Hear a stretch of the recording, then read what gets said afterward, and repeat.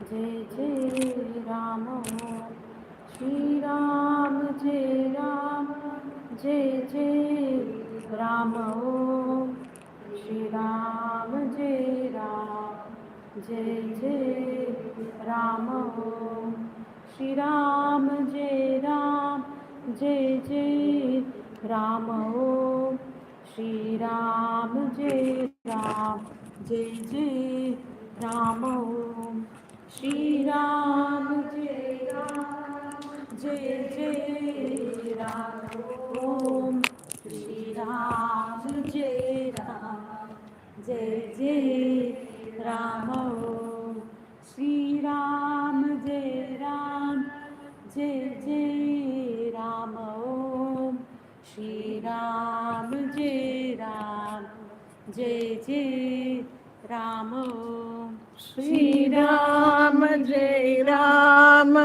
Jai Jai Ram Om Shri Ram Jai Ram Jai Jai Ram Om Shri Ram Jai Ram Jai Jai Ram Om Shri Ram Jai Ram Jai Jai Ram Om Shri Ram Jai Ram Jai Jai Ram Om Shri Ram Jai Ram Jai Jai Ram Om Shri Ram Jai Ram Jai Jai Ram Om Shri Ram Jai Ram Jai Jai Ram Om Shri Ram Jai Ram Jai Jai Ram Om Shri Ram Jai Ram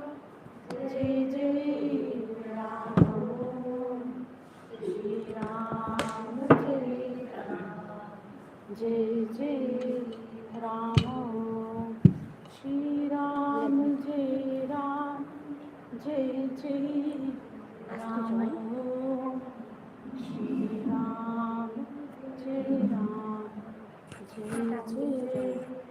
Ram Om Shri Ram Jai Ram Jai Jai Ram Om Shri Ram Jai Ram Jai Jai Ram Om Shri Ram Jai Ram Jai Jai Ram Om Shri Ram Jai Ram Jai Jai Ram Om Shri Ram Jai Ram Jai Jai Ram Om Shri Ram Jai Ram Jai Jai Ram Om Shri Ram Jai Ram Jai Jai Ram Om Shri Ram Jai Ram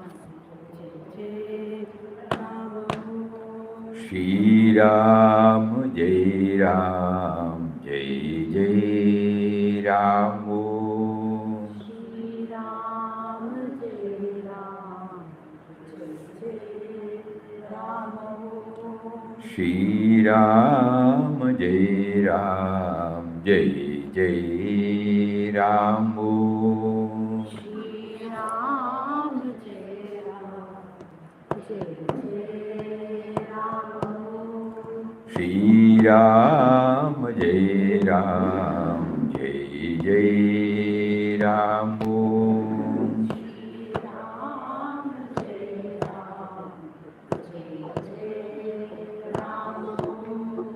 Shri Ram Jai Ram Jai Jai Ram Om Shri Ram Jai Ram Jai Jai Ram Om Shri Ram Jai Ram Jai Jai Ram Om Shri Ram Jai Ram Jai Jai Ram Om Shri Ram Jai Ram Jai Jai Rama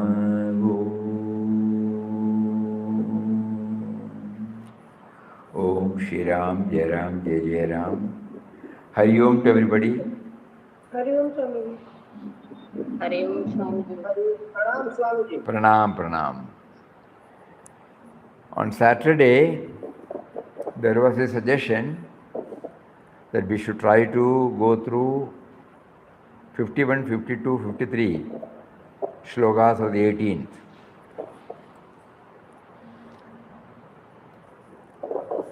In the 50th shloka, the Lord says, Siddhim prapto yatha brahma tathapnoti nibodhame samasenaiva kaunteya nishta jnanasya ya paraha. Learn from me now. In 49 we should read, then only 50 is Asakta buddhi sarvatra Jitaatma vikataspruha naishkarmya siddhim paramam sannyasena adhigacchati. One whose intellect is unattached everywhere, one who has subdued oneself, whose desires have fled, he or she attains by renunciation to the supreme perfection consisting of freedom of action.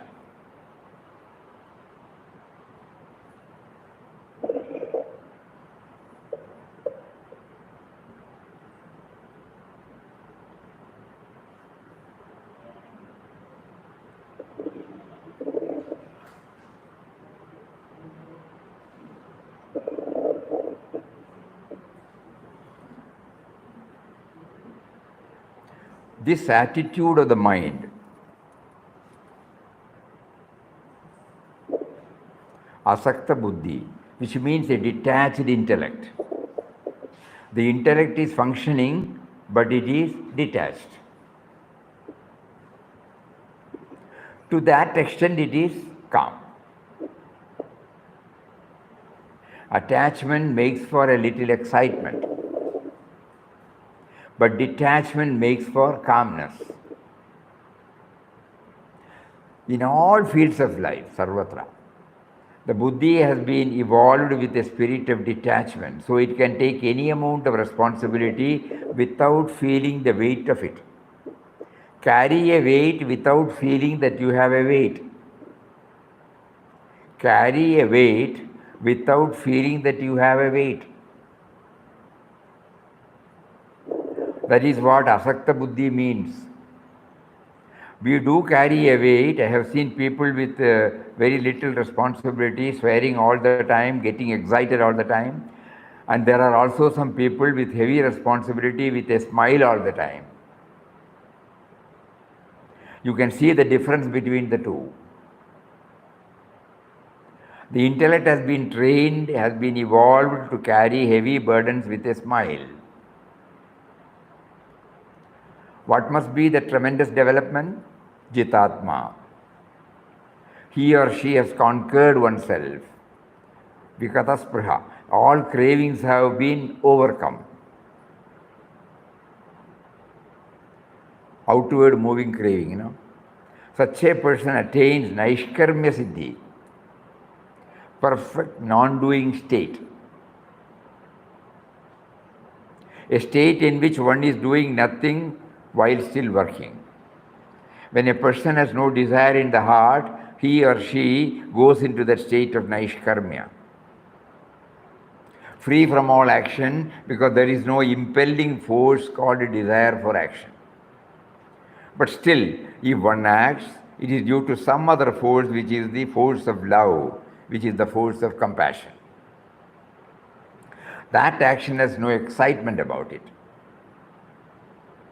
So Naishkarmya Siddhi is a wonderful expression in Vedanta. Sri Krishna is bringing the blessing of that state to an average worker, an industrial worker, a housewife. He or she can achieve Naishkarmya Siddhi by this training in Asakta buddhi Vikataspruha. All of us are going through this every day, We get easily upset, we get excited.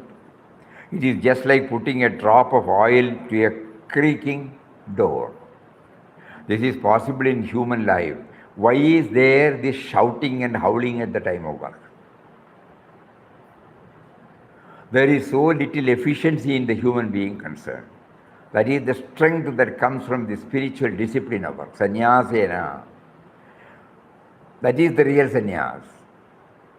We renounce all cravings, we renounce all little self-centered attitudes, and the new strength comes to us from the evolved buddhi in our psychic energy system. That buddhi is the nearest to the infinite atman behind. That buddhi is the greatest asset that we can have in human life.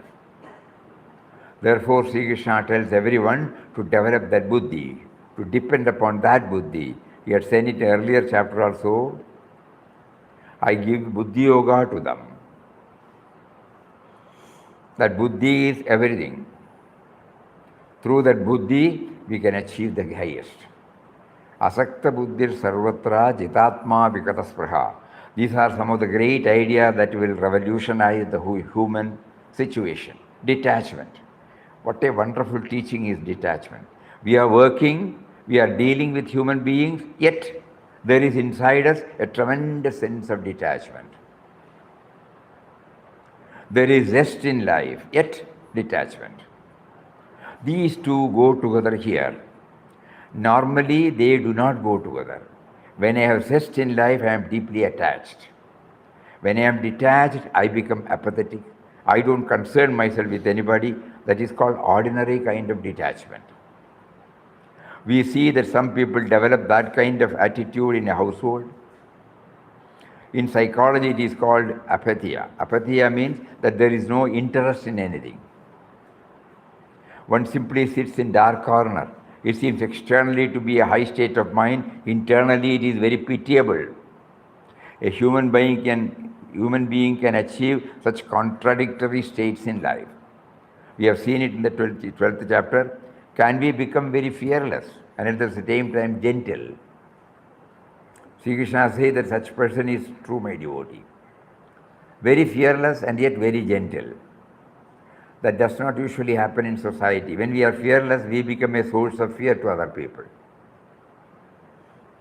And when we are gentle, everybody can frighten us also. These are the things that we see normally, but we can achieve intense fearlessness and intense gentleness as well. Similarly, here too, one can develop tremendous detachment and tremendous concern for the welfare and happiness of all. That is the type of mind Sri Krishna wants us to evolve. The whole world will be a heaven tomorrow if a good number of people develop these qualities. That is what Sri Krishna is going to tell later on. We can develop a perfect society by a proper philosophy of life and work. Next, Sri Krishna says, what happens to one who has achieved this siddha or perfection? So we go to now 50.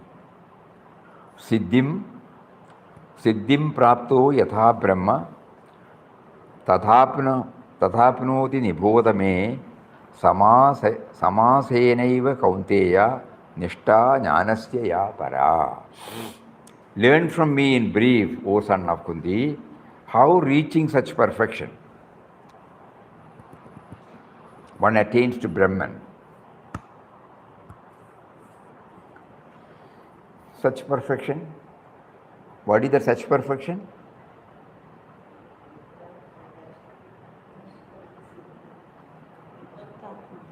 Conquered oneself. Conquer? Oneself. Not asserting, gentle.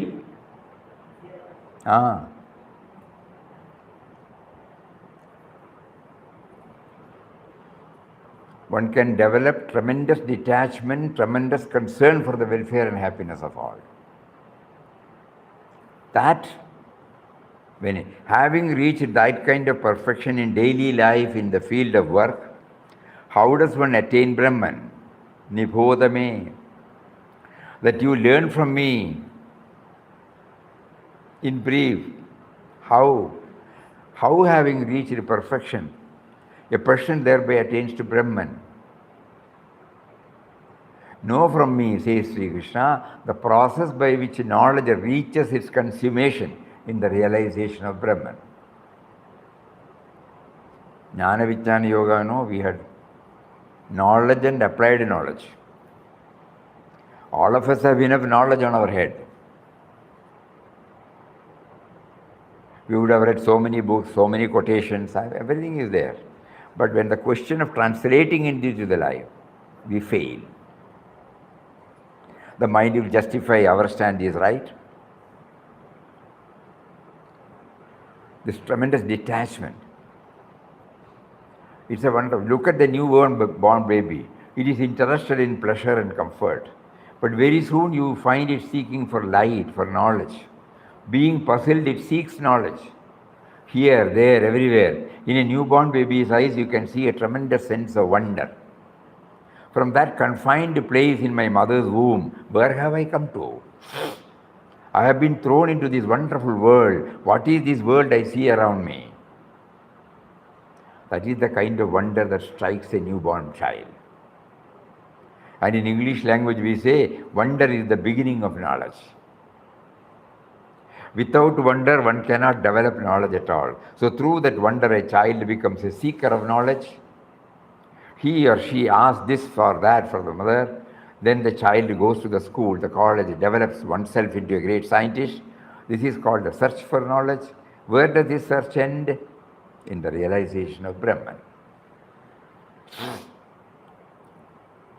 The Vedantic statement is Brahman is the consummation of all knowledge. That means all full, Purnam.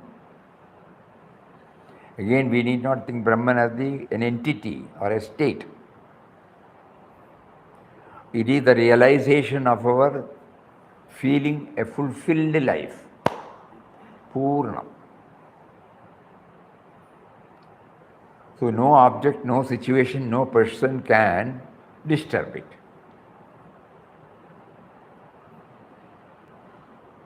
The Vedantic statement is Brahman is the consummation. This is the language by Shankaracharya.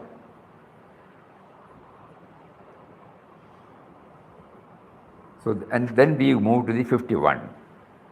Buddhya vishuddhaya yukudo dhrityatmanam niyamyacha shabdadin vishayam stiktva ragadveshau vyudasyacha.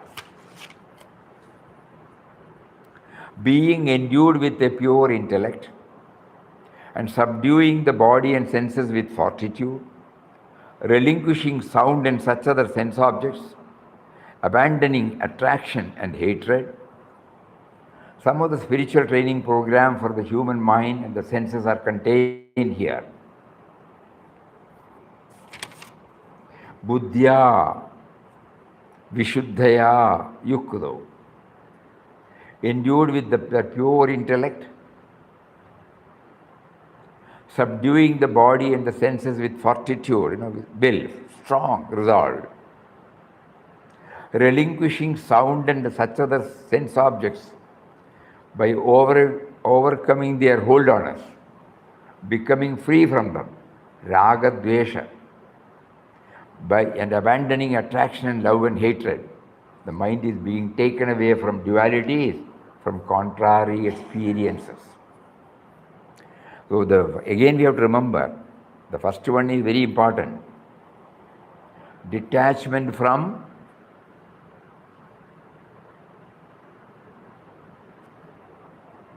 tremendous detachment and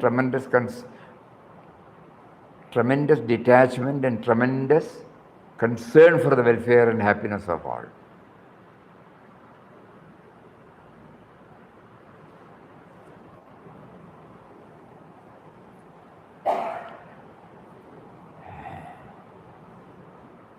We have to come out of the prisons we ourselves have created, the me and mine.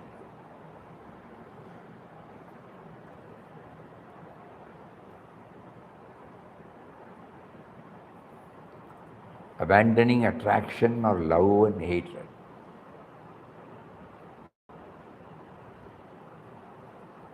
We should all remember that we are on 18th chapter. that he is giving us a take-home message. We might have been reading all these things again and again, but he wants to repeat it and hammer it on our brain. In spite of hearing, we would have memorized, we would have heard it attentively, but still we find our mind it has been as it was. Do we find the mind or our approach, our attitude flexible? This one makes us to think about it. Buddhya vishuddhaya yukdo. Next. Vivikta sevi leghvashri yata vakaya manasa dhyana yoga paro nityam vairagyam samupashrita ahankaram phalam tarpam kamam krodham parigraham vimuchya nirmama shanto brahma bhuyaya kalpate. These three go together. One who resorts to a sequestered spot, isolated spot, eats but little, who has speech, body and mind controlled, who is ever engaged in the yoga of meditation, and who is possessed of disposition. Various mental states in spiritual practices are mentioned here. One who resorts to a isolated, sequestered place. Going to a quiet place for the purpose of sadhana.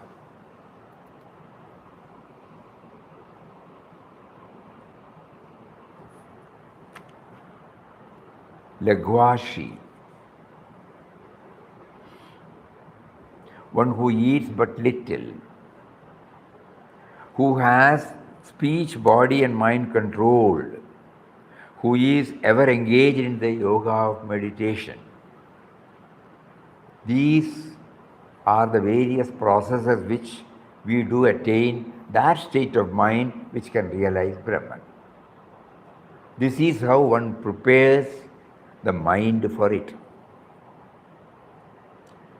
And one who has forsaken egoism, power, pride, lust, wrath, property, freed from the notion of mine, and who is tranquil, he becomes fit for becoming Brahman. So in the three stanzas, what he has been explaining to us in the 17th chapter, again he is bringing it in a capsule form.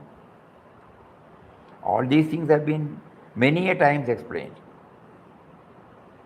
But still, we know from ourselves, just like we chant Ram Nam, but have we reached any tranquil mind?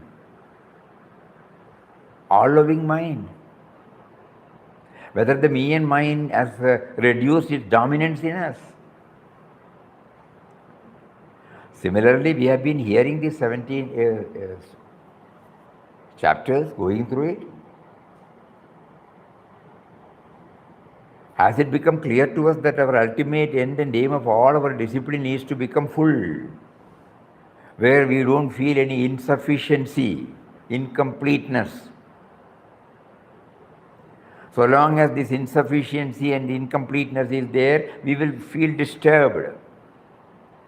By any slight provocation, we will get disturbed.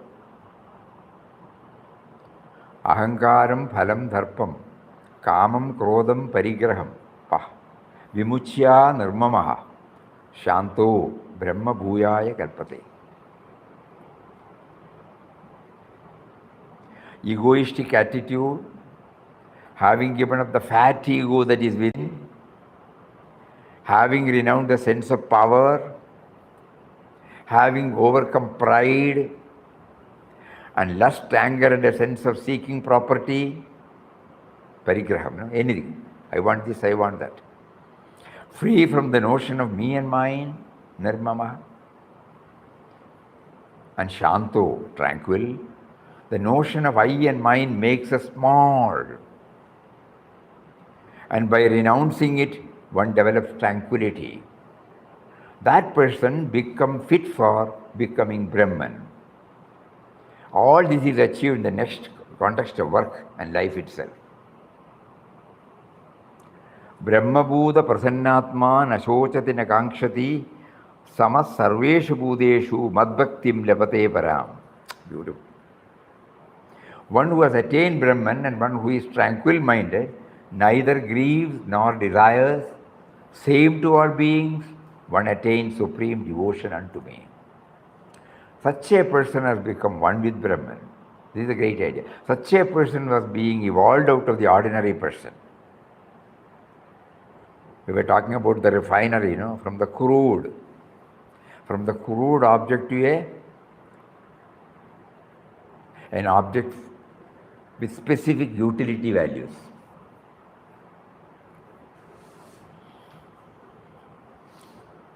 Such a person was being evolved out of the ordinary person. What was that ordinary person? Vyakti Buddha.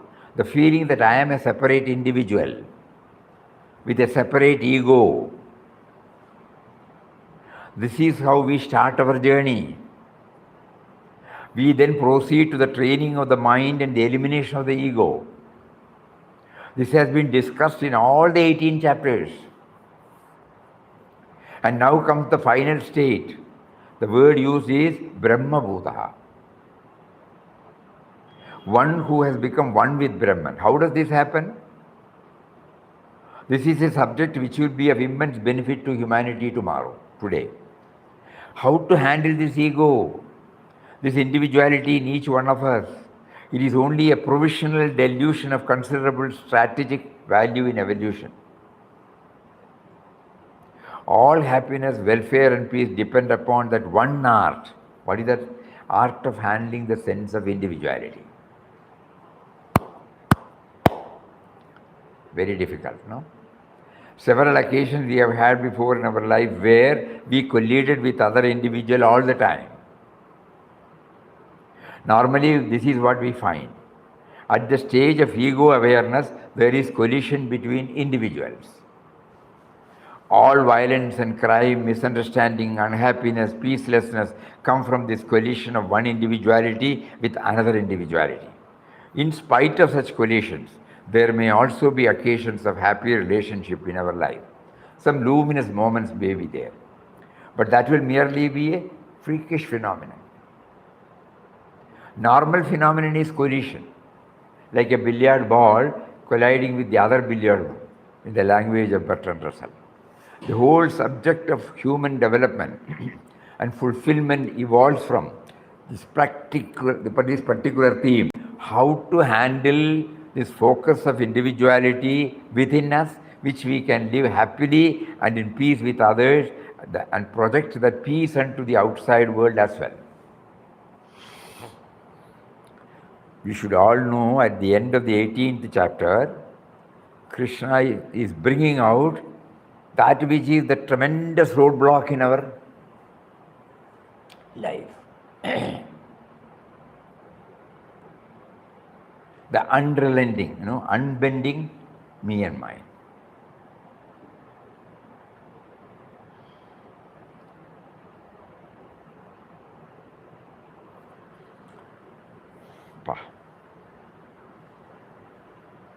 All happiness, welfare and peace depend upon that one art of handling the sense of individuality.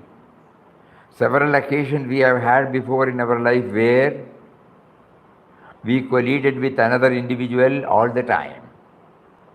Normally, that is what we find. At the stage of ego awareness, there is collision between individuals.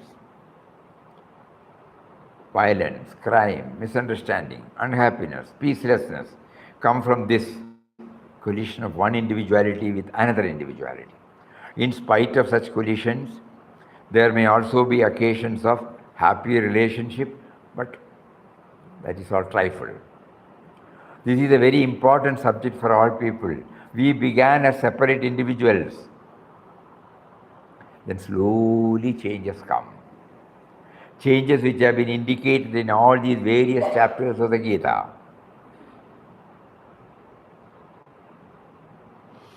The spiritual growth or expansion of the individual, or vikasa, as we call it in Sanskrit, is this transformation. In the beginning, it is I as a separate individual, then the I as one with you. In married life, the husband and wife feel one with each other. That is the beginning. And it shall also last. So there is some expansion. There is a place for you in my thinking. I love you, I serve you, in this way we begin. Dayanandaji Maharaj used to say,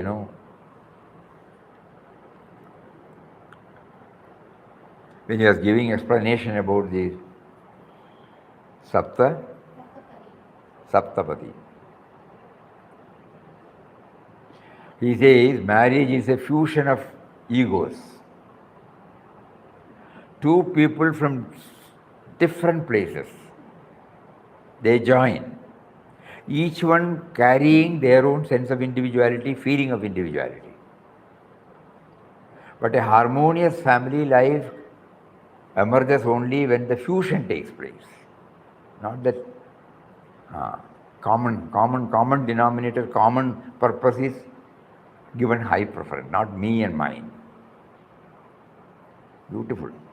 The spiritual growth or expansion of the individual, as we call it in this transformation. In the beginning, it is I as separate individual, then I as one with you. In married life, the husband and wife feel one with each other. That is the beginning. It should also last.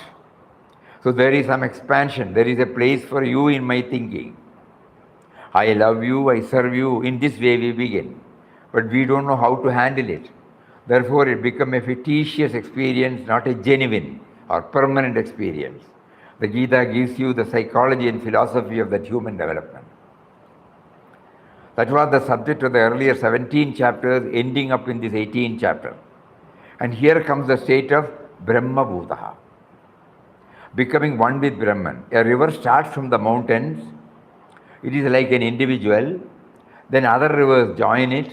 It becomes a bigger river, but it is still a river.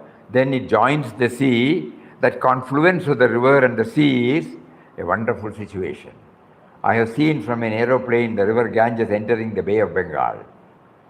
So also the mighty Airavati river in Burma entering into the Bay of Bengal. So for miles we can still see the individuality of the river, but after some distance the river has disappeared into the ocean.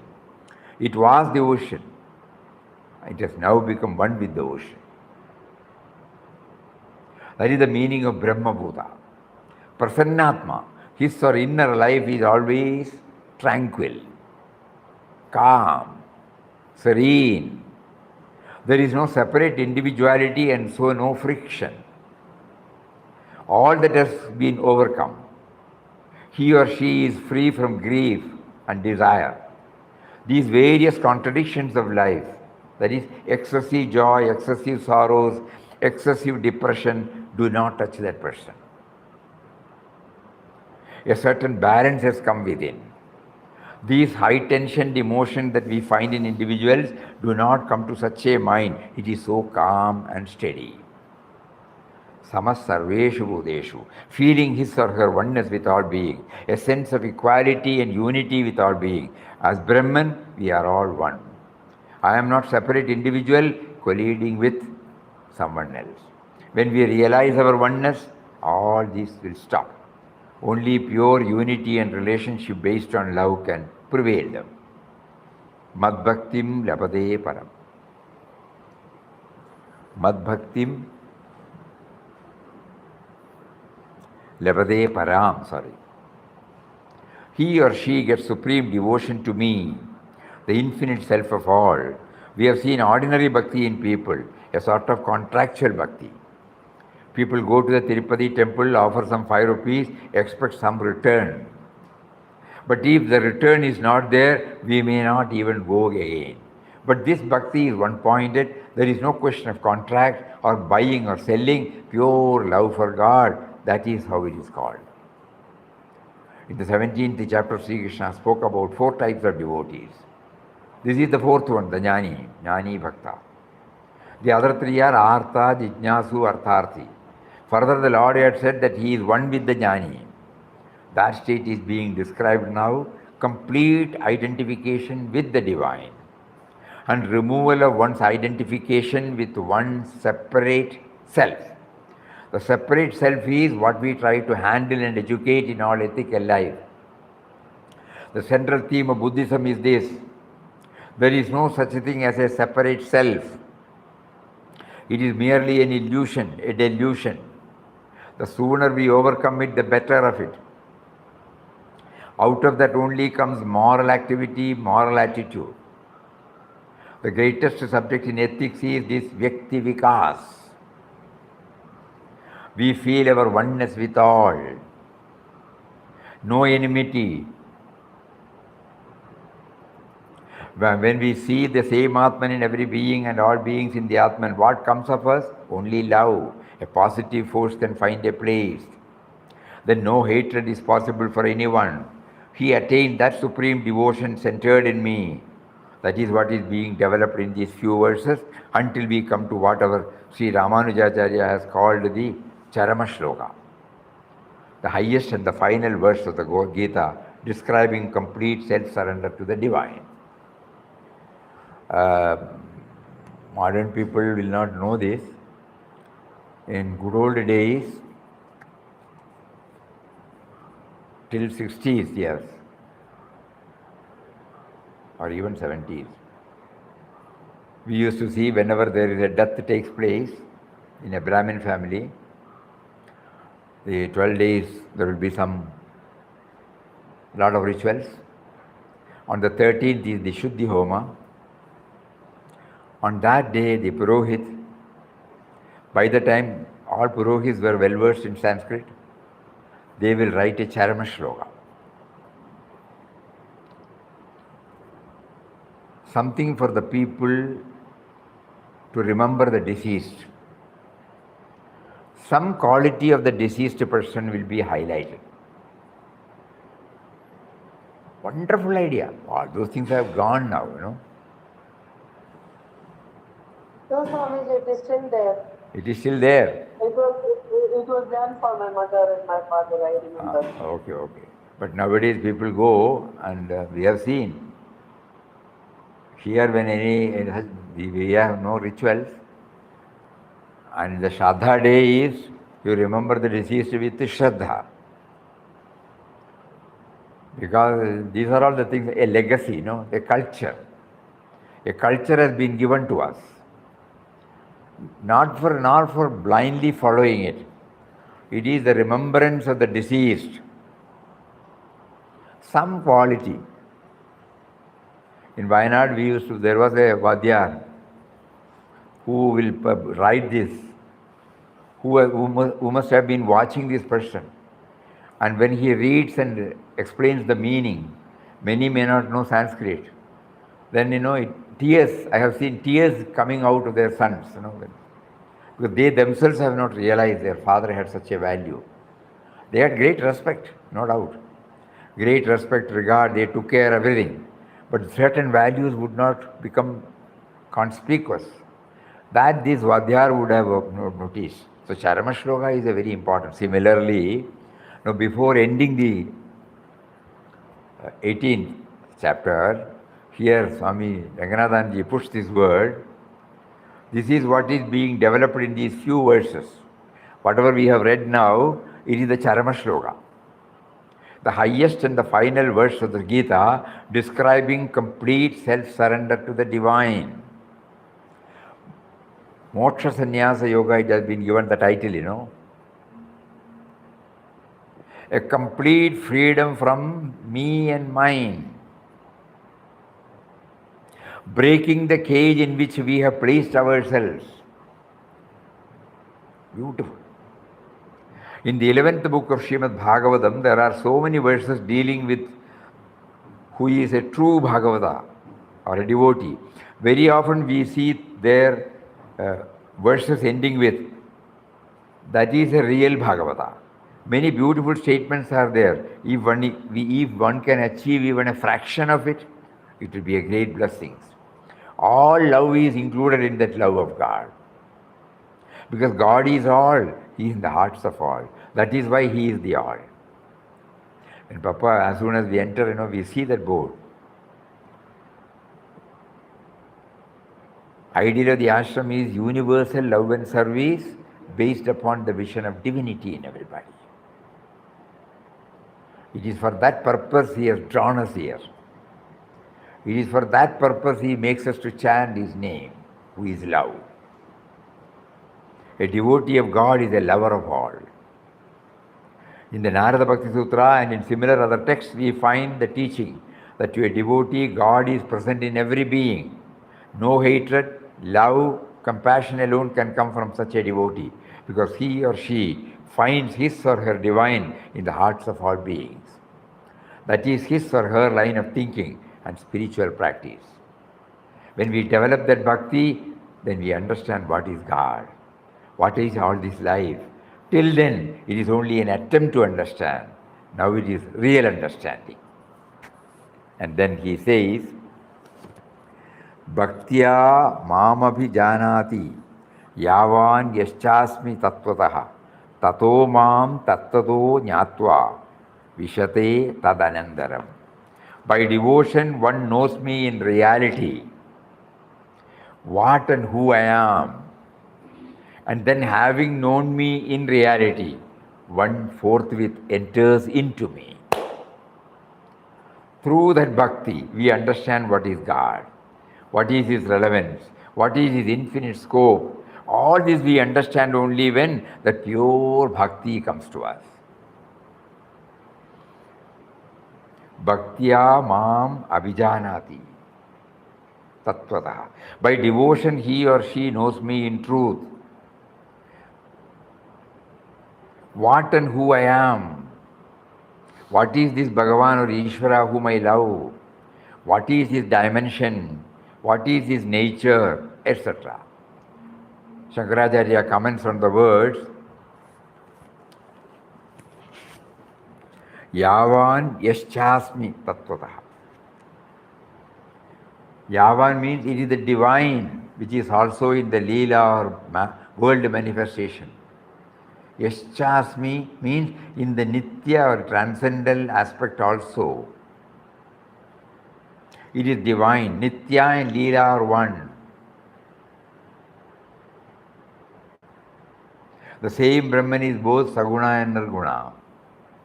And therefore everywhere it is only He. Satyam Jnanam Anandam Brahma. So with this bhakti one understands the true nature of the self as it is in itself. And having known me in truth, he or she enters into me.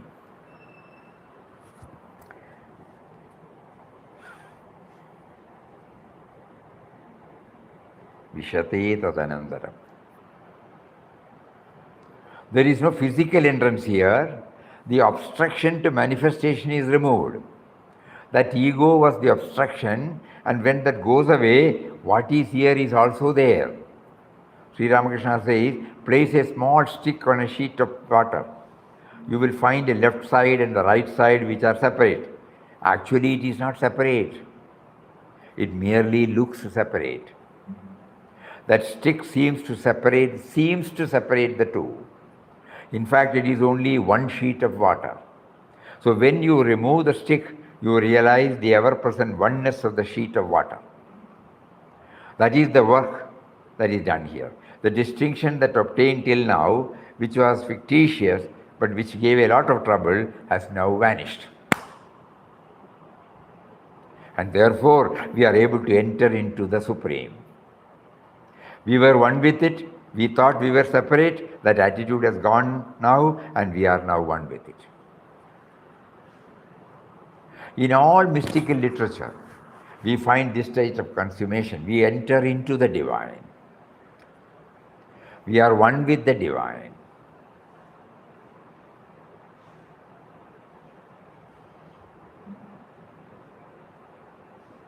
When Gurudev Swami Shivanji Maharaj was explaining about silence. Many of you might remember, those who have been in the ashram, when he used to play that PPT. Enter into the silence,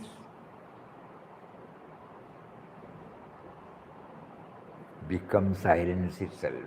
Remember?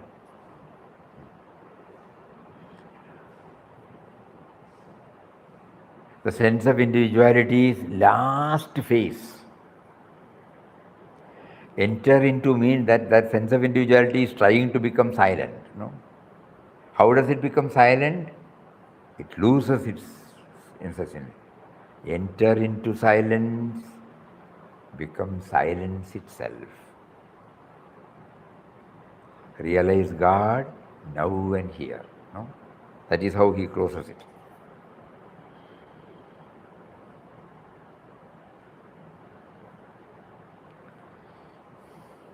Just like the Milanyagadi Prabhuji. When the water enters the ocean, it becomes one. No? Nabed. So the same thing, we all hear this. But we try to enter into silence with the sense of individuality. That is why we are finding it extremely difficult. So Bhagavad Gita, it is becoming clear in the last these few slokas. He has brought a big hammer. Previously he was hammering. We heard it. Now he is hammering with a big hand. Unless you drop this sense of separateness, you cannot enter. That means a state where thought does not exist. Just like in deep sleep state, when there are no thoughts, what a blissful state. Everyone craves for that sleep, is it not? Why? But the only difference is, in deep sleep state, we don't know who we are. Here we have been promised that we will know who we are.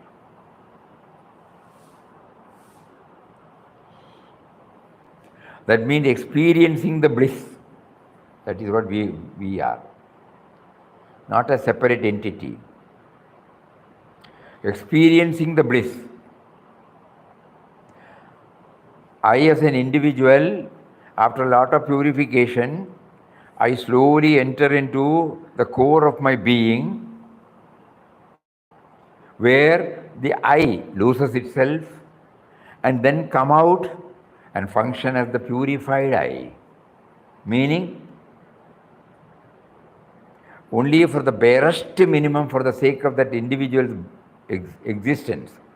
Rest, there is no me and mine at all. Pakka, not kacha.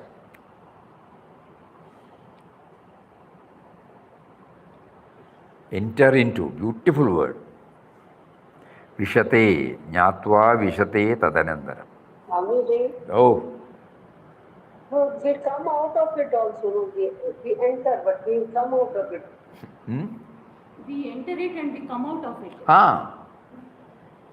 There are two types, when Mataji started practicing, she first refused to practice this silencing. Then Papa emphatically said, you must have that experience. And then Papa was also watching. Then he has written that she was able to enter into it. 4 or 5 hours, we don't exactly remember, definitely more than 5 hours. She was in that state. And then slowly, when the body consciousness was coming, she was refusing to enter. Then Papa wanted, no. Then it doesn't become comprehensive spiritual experience. That gives us the clarity. Comprehensive spiritual experience, which he calls it as the Purushottama Yoga, it comes, we go there, enter into it, and then come out of it retain that. By retaining that experience, we function as an individual for outside as long as he wills. And so we are free from the me and mine. Absence of otherness is writ large in all thoughts, words, deeds. Please think over this. Not merely thinking, reflecting. Not merely reflecting, trying to enter. No? Even if it is for a quarter of a second, we must struggle, because that is what Lord Krishna expects every one of us. At the end of this 18th, Swamiji, unfortunately, we wear it back like chappal removing outside the temple. Wear it back.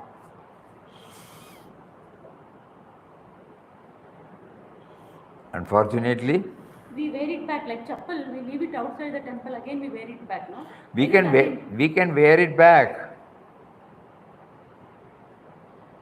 We can wear it back with the feeling that God is coming. You will respect it, just like you rules everything. We hardly give all these dimensions to whatever we do outside. But as a bhakta, as a spiritual aspirant, as children of beloved Papa, spiritual children of beloved Papa, we should know how he is concerned about taking us there. No? He doesn't leave. He wants us, he takes us to the abode, facilitates everything for us to enter into it. And he himself has shown he came out of it. And though now you remember his word, though Ram and Ramdas are one, Ramdas would continue to be the Chela of Ram, servant of Ram, child of Ram. Though Ramdas and Ram are one. So he has been trying to take us. We were pretending to hear all whatever he says. Now he is holding our hand, he is taking us. We may still resist. You remember Mataji's words? What is that word?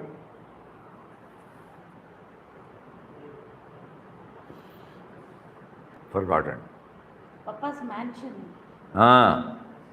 Papa's mansion. What is that mansion? Northwest. The whole universe is Papa's mansion. The whole universe is Papa's mansion. Okay, what is this particular, why we remember that?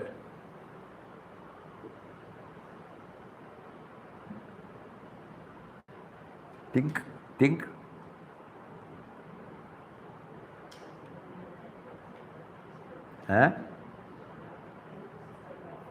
No, this has to be read. Because of body consciousness. This has to be read because we have to understand. We have been reading all these. You should not simply stand outside the gates of the mansion, shower compliments and praises on the Guru, then turn back without bothering to enter the gates and experience the bliss of the Guru's eternal being. The main reason why you hesitate to enter the gates of the mansion is because the world outside is the world of I and mine. And you are scared that if you enter the gates and when your mind turns towards the Guru, you would lose the world you have been hugging as yours.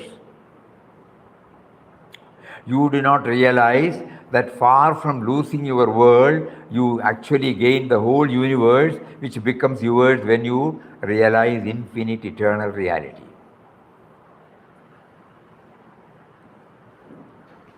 This explains the Vedanya Gati Prabhuji. Millennia Gati. Same. So kindly think about it. Entering into this 55th sloka, underline. Mentally we visualize Papa is holding our hands and taking to the mansion that is inside us.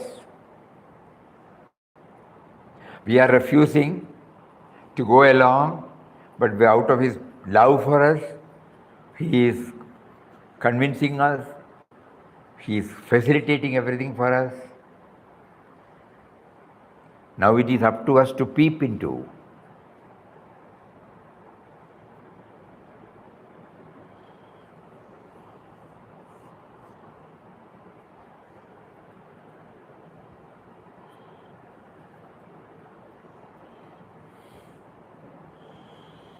First, that peeping should be there, get a glimpse.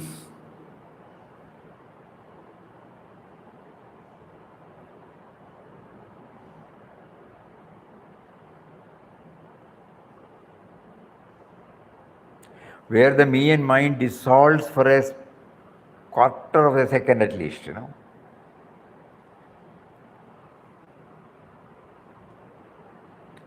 This 18th chapter, especially these slokas, very thought-provoking, motivating, kindling. Therefore, knowing me the truth, Vishade Tadanandaram, he or she enters into me, becomes one with me. The Ganga river, starting from Gangotri, going through various states of India, finally reaches the Bay of Bengal. The river has found its consummation in the ocean. It came from the ocean through evaporation, it has gone back to the ocean. Likewise, we all have come from him, we go back unto him. That supreme reality. That is how all spiritual philosophies discuss this goal of human life. Everybody shall become one with the divine. That is our goal. We have the divine already within us. And it is pushing us unknowingly towards that direction. It gives us dissatisfaction until we achieve something higher, something still higher. That dissatisfaction is the nature of the human heart. No other animal has dissatisfaction like that. Only the human being has dissatisfaction because he or she has confidence of something profound, and not knowing where it is makes him or her search for it. Therefore, in our literature, we give the example of the special deer of the Tibetan areas, an animal having a bit of that particular scent in its navel, Kasturiman. That scent makes it run about here and there. Ultimately, it sits quiet, finds that the scent is coming from within itself. That is the nature of the spiritual quest, and it's the end according to our mystical literature. Anandaram means there is no time sequence here. It is always there. We remove the obstruction, then everything is the same. Remove that little stick on the sheaf of water, the water is just one and the same, no left or right, not here, there. For convenience, we may speak of here and there. It is like what happens when I build this wall and cut space into two. There will be an inside and outside. Space does not know any of these differences. One infinite space is there. Similarly, reality is one and non-dual. We make a distinction within it by our notion of individuality or ego. That is the fictitious notion. We then try to eliminate it through various activities. First, we strengthen that notion. See the wonder of it. To a baby, we don't say eliminate the eye. It has no eye at all. We produce the eye in the baby. We strengthen it, we always praise the baby. It is only later that we begin to tell the child to eliminate this eye. If we have to live with others, we have to eliminate this eye. We have to soften it, we have to go beyond it. We should expand our concept of I. That has been the teaching in all these various chapters. Now we are coming to the final act. The little I goes away, is set aside, is dissolved in the infinite. He alone is, we are nothing. thou alone are true, that knowledge will come. We enter into that reality. Sarvakarmanyapi sada kurvano mad vyapashraya mat prasadad vapnoti shashvatam padamavyayam. Oof. Even doing all actions, always taking refuge in me, my grace, by my grace, one attains to the eternal, immutable state. This is the assurance. Even though you are working all the time, sarva karmani api sada kurvano. Go on working, there is no harm. We have to give up this work to achieve knowledge. We have to give up this work to achieve knowledge. That is not the stand. In the context of life and work, we can achieve this realization. That is the central theme of the Gita. A housewife, a laborer, an administrator, everyone doing one's work, one's own work, can develop this expansion of one's own individuality. In fact, that work and life is the field of this development. We have to use this life and work as an occasion for our own spiritual development. Beautiful. We have to use this life and the work situation he has given as an occasion for our own spiritual development. Any work,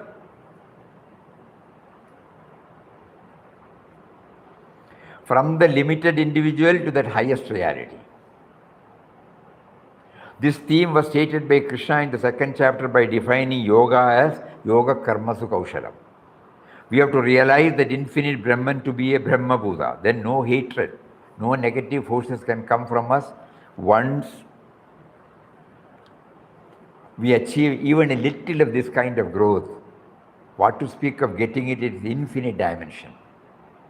The statement is very emphatic. Always he or she is doing work. Yet he or she is Brahman. Just to think about it, no? We are working. But still he is there, you know. That is why we are working.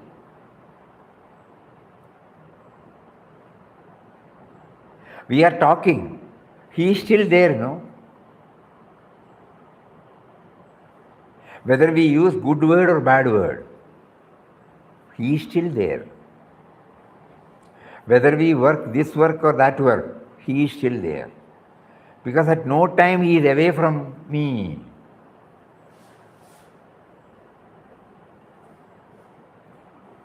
So Ramnam Papa wanted us to say, because he said you chant Ramnam with the feeling that you are chanting the name of one who is within you and who is making you to chant.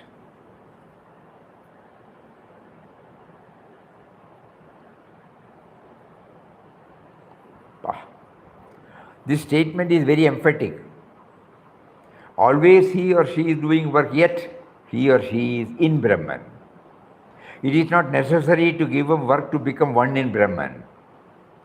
That is the stress in the Gita all the time. Having dedicated oneself to me, madhyabhashraya, that ultimate reality. Sri Krishna uses the word mat, I, because he is speaking as the infinite Atman in the hearts of our beings. Mat prasadad avapnoti. Through my grace, one will achieve the highest shashvatam padam avyayam. Beautiful. The eternal state from which there is no decay at all. That state is eternal, infinite. Till now, we were a spark of the fire.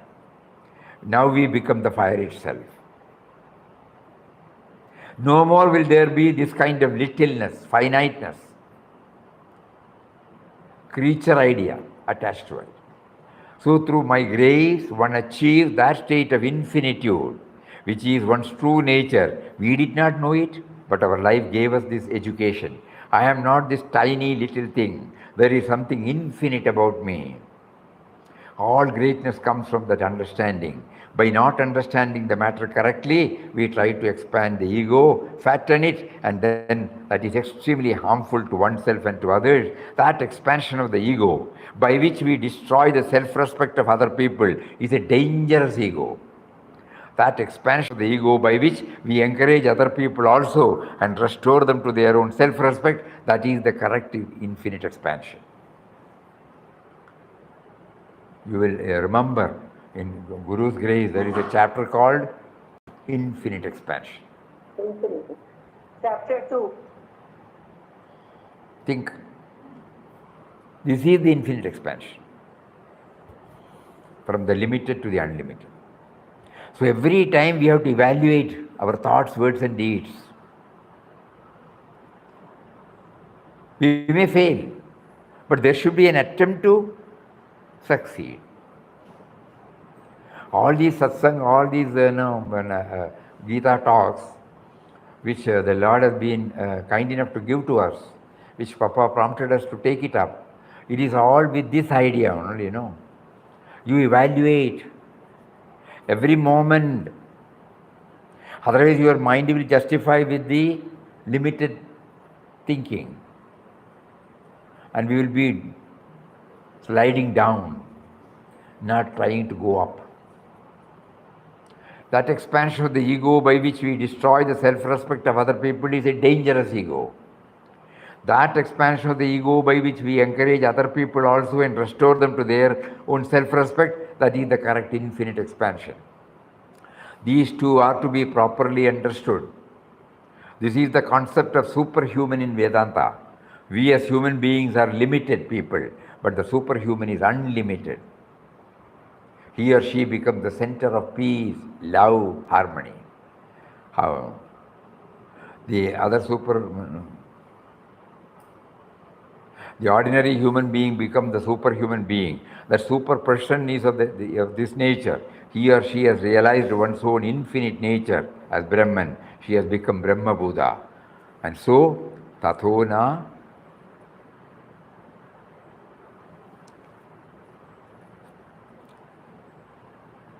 Vijugupsate. He or she has no hatred, no negative energy coming.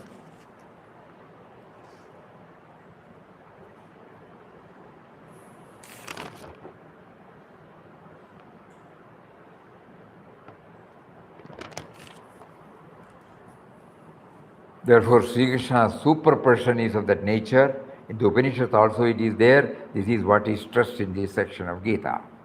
So where from comes this grace, Mat Prasada? Till now we did not hear much about this grace. Occasionally a suggestion came from here and there, but toward the end of this chapter, Gita is going to be centrally concerned with this concept of divine grace. A certain development has come, therefore now we can understand the meaning of grace. The body, mind and the self in us have to be developed in a particular way to be able to appreciate that wonderful reality called the grace of the divine. With all the previous training that one received in the 17 chapters, one has come to a particular state where one can say that he or she, being a devotee, appreciate this wonderful idea of divine grace and surrender to the divine, which is going to be the last note in the music of the Gita. We began with tremendous strength, stress on individuality, manliness. Now, having developed all these, we are able to understand the truth of things, that Brahman alone exists and that we are just a spark of the divine. We have no separate identity. We are one with the divine. It is at this stage that grace becomes operative and we appreciate and derive benefit from it. In the earlier stages of life, we cannot understand or benefit from that grace. So only when we become humble, we erase the dominance of me and mine, we become aware of the grace.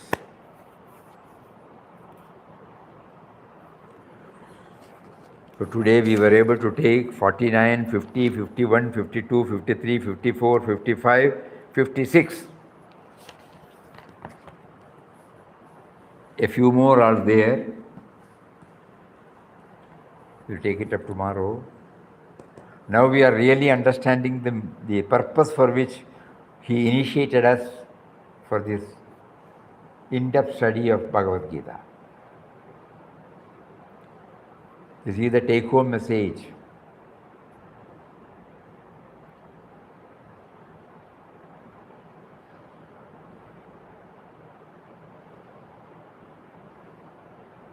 We remember Puja, Papa's, there is a word called rubbing and scrubbing. No, not rubbing. Puja Swami used to say, rubbing and scrubbing. And it is painful.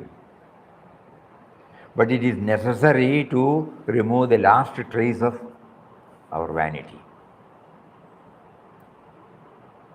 Papa says about chiseling out.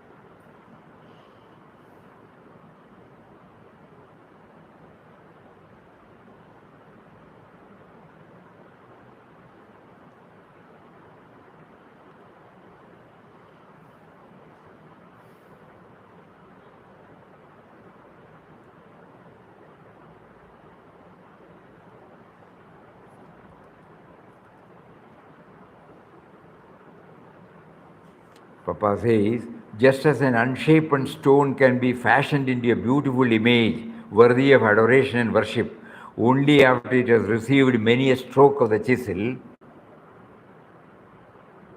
so also a distorted and inharmonious life has to pass through many a trial, suffering and tribulation before the great change could come over it, before the life of ignorance could be transmuted into a life of immortal splendor and joy, fit to be revered, fit to be adored. It is painful, no doubt. So, more of it, we will take it up tomorrow. A very, very, very serious, So far, there were a lot of things on a lighter vein, but here, all these 6 stanzas. Swamiji, between Shloka 10 and 49, you did not touch upon that. Is it necessary now, technically? Think about it. We can do that. But this is the cream. Okay, sir. We will try. After completing this, we can also try. Probably we may be able to understand it better. That is why probably Papa has put those things in shelf. We will open the shelf and take it out later, but we will complete this. Okay, sir. Because after these 5 or 6, finally he will come to say, whatever I have to say, I have told you, now it is for you to do it. That's the beautiful part. Iti te jnanamakhyadam guhyad guhyadaram maya vimarshaityat asheshayana yadechasi tatakuru. Whatever you feel like, you can do it. So he has struggled hard to make us aware of everything. Now it is up to us. Will we become like Arjuna who says, Karishye vachanam tava, I will follow exactly what you want me to do. So now we are asking this to ourselves. The Lord has been giving us, He has now given us the whole thing in a capsule form. 701 slokas we may not be able to remember, but the 4 or 5 slokas in the 18th chapter definitely we can remember. We learn it by heart and keep it in our heart. Whenever we deal with men and matters, we see for ourselves whether we have trespassed.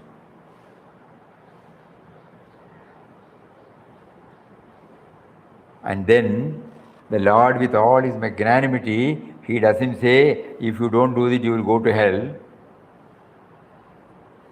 I have told you all these things You think over it and do as you are prompted from within. So now we think, when he has said so, should we also not become like Arjuna, who finally says, Nashto moho, what is that last? Nashto moha smritir labda, tvat prasadan mayachyuta, stitosmi gata sandeham karishye vachanam tava.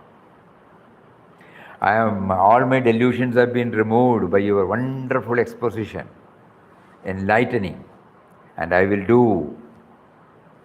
I am clear about the Brahmic consciousness, and I will do whatever you have asked me to do. During various slokas, he said, if you do this, you will from the individual we will be able to upgrade ourselves to the Brahma Bhuta, from the Vyakti to the Vyaktyatita, from the individual to the cosmic level. That enter into sloka is very, very, very powerful. So let us all try to remember as much as we can, assimilate as much as we can, and we will take it up tomorrow, rest of the few slokas. Hari Om. Om Shri Ram, Jai Ram, Jai Jai Ram. Om Shri Ram, Jai Ram, Jai Jai Ram. Om.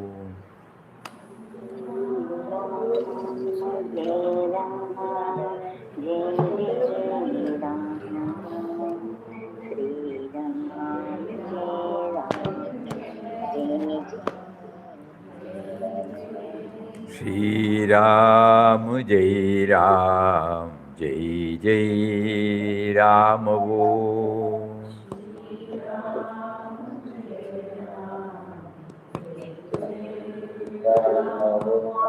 Shri Ram, Jai Ram, Jai Jai Ram. Om.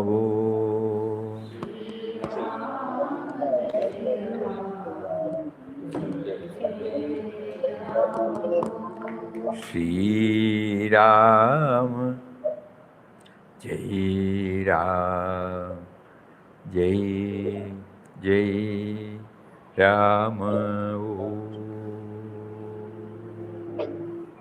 Om Shri Ram, Jai Ram, Jai Jai Ram. Namaskaram, Swami. Namaskaram, namaskaram. Pranam, Swami. Pranam, pranam, pranam. Hari Om, Hari Om. Neelamji, good that you reminded about these slokas. Very nice, very inspiring. Hari Om, Hari Om, Hari Om.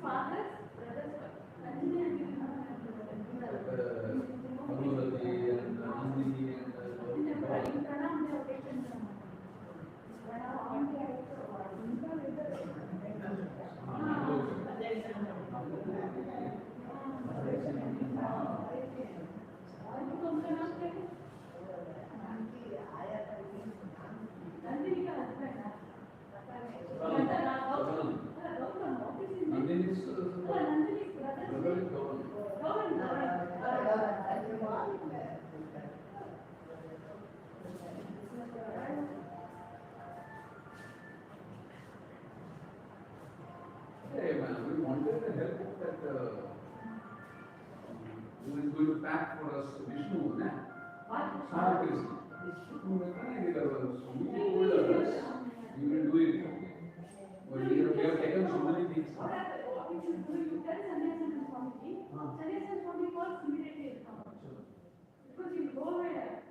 Bhagavan.